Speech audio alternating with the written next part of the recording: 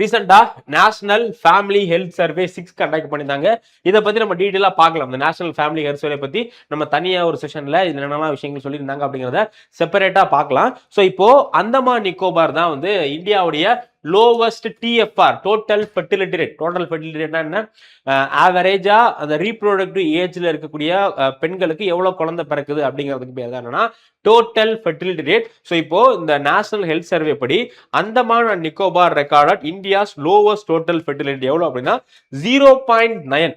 So Andaman நிக்கோபார்ல இருக்கக்கூடிய பெண்கள் எல்லாம் ஆவரேஜா ஒரு குழந்தைக்கும் கம்மியா தான் வந்து பெற்றுக்கிறாங்க அப்படிங்கிறது தான் இது. ஸோ இது வந்து 2.1. ஸோ இந்த டோட்டல் ஃபெர்டிலிட்டி ரேட் டிஎஃப்ஆர் வந்து 2.1 அப்படிங்கிற இந்த ரேஞ்சில் இருந்துச்சு அப்படின்னா பெர்த் ரேட்டும் டெத் ரேட்டும் ஈக்குவலா இருக்கும். பெர்த் அண்ட் டெத் ரெண்டுமே வந்து ஈக்குவலா இருக்கும்.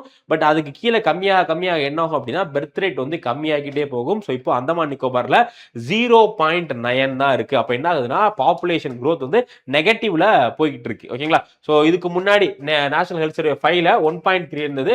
பட் இப்போ 0.9 வந்து மாறுது. ஸோ ஓவரால் இந்தியாவுடைய ஆவரேஜ் டிஎஃப்ஆர், இந்தியாவுடைய ஒட்டுமொத்த டிஎஃப்ஆர் வந்து 1.9 இருக்கு.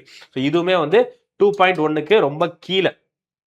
அப்போ இந்தியாவிலேயும் என்ன ஆகுது? இந்தியாவிலேயே வந்து பாப்புலேஷன் டிக்ளைன் ஆக ஸ்டார்ட் ஆயிருச்சு. ஒரு சில ஸ்டேட், நார்த் இந்தியன் ஸ்டேட்ஸ்ல மட்டும் இந்த டிஎஃப்ஆர் ஹையா இருக்கு. இந்த சவுத் இந்தியன் ஸ்டேட் நம்மளாம் 1.7 1.5 அப்படிங்கிற மாதிரி தான் வந்து இருக்கும். ஸோ ஒட்டு மொத்தமா இந்தியாவுடைய இது வந்து 1.9 வந்து இருக்கு. Veranda IAS, where your dream becomes reality.